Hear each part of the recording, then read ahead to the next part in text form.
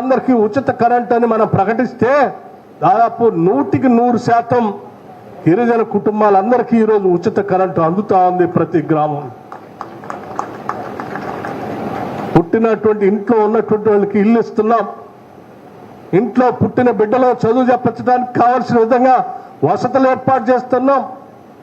ఇంట్లో ఉన్నటువంటి వాళ్ళకి ఎవరికి అనారోగ్యం గురైతే 10 లక్షల రూపాయలతో రాజీవ్ ఆరోగ్యశ్రీ కార్యక్రమాన్ని ఏర్పాటు చేశాం.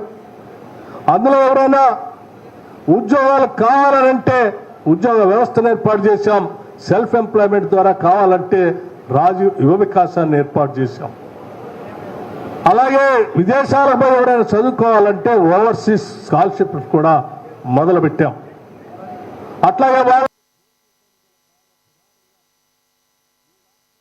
ఆ భూములు సాగు చేసుకోవటానికి కావలసినటువంటి ఇందిరా సవర్ గిరిజనుల వికాసం ద్వారా వాటన్నిటిని ఏర్పాటు చేస్తున్నాం.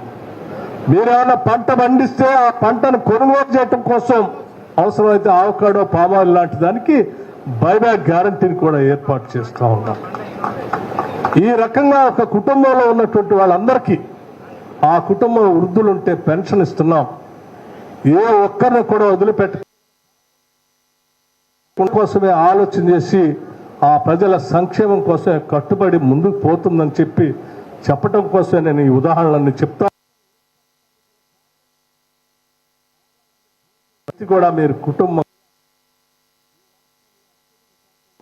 ప్రతి ఇంట్లో మనం ఏ పథకాలు అందిస్తున్నాం అనేటువంటి సమాచారాన్ని కూడా కొద్ది రోజుల్లో నిక్షిప్తం చేసి గ్రామానికి పంపించే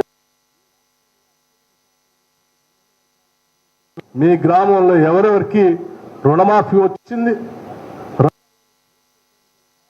ఇందిరమ్మ ఇల్లు ఎవరికి,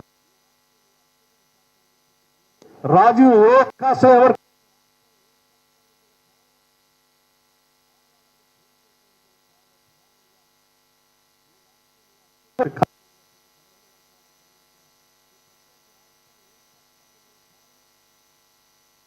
ఎంత వచ్చినా కూడా చెప్పే కార్యక్రమాన్ని కూడా భవిష్యత్తులో మీకు అందిస్తాం.